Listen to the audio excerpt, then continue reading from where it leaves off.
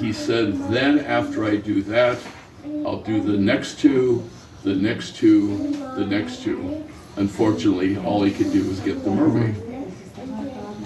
Well, in order for him to do it, he needed help. Obviously, he couldn't be up in the putting it up and be up in the banister and all that kind of stuff. So Richard Keat was then hired by Packy to be working with him. So between the two of them, they got the Mermaid up. This was 1986. John was 80. I take it back. He was born in 1898. He was now 88 years old. He died at the age of 91, so that's the reason we never were able to go any further. Now, at the ceremony, there were so many people there. There was John, there was Mr. Beckman, there was John, there was Packy Offield, there was Mr. Wrigley, Bill Wrigley. There were the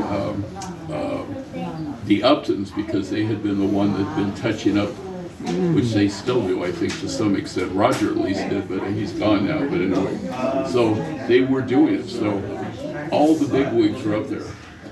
I couldn't find a place to sit, so I was up at the top of the stairs by that lamppost, as you know what I'm talking about, just be up to the road.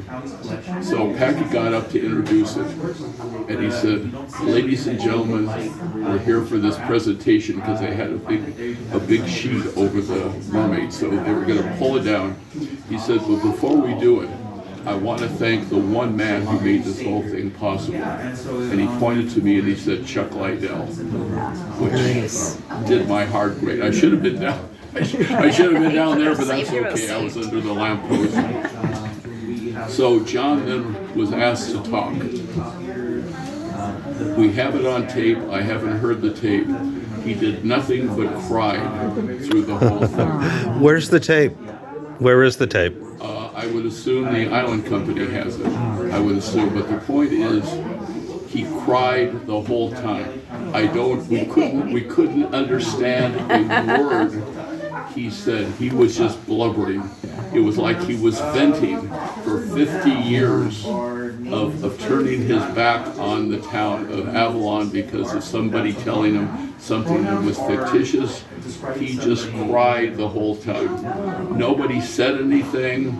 When he was done crying, we all applauded like we understood anything he said. And so that's how the Mermaid got up there.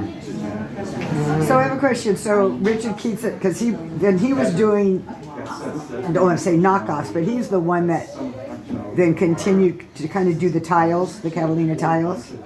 Isn't it him? Well, he did some of them along the walkway out to the casino. Oh, okay. Yeah, he took postcards. Okay. And he and a woman by the name of Kennedy, I forgot what her first name was, worked for him. So they did some of those. And he also did one for the museum. Okay. The one with all the, when you go up to the top level, they have all those beautiful fish, looking very much like the original tile. That was all done by Richard Keat for the museum. So John Gabriel Beckman went home and then made all of those tiles to be placed on top of the mural.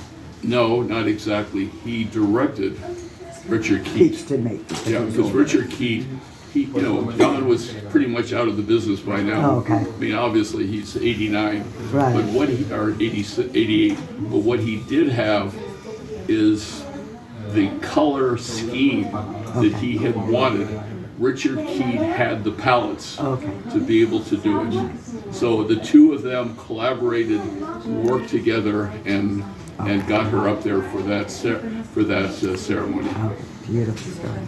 So any other questions about so for those that feel left out, I will do the 1915 fire.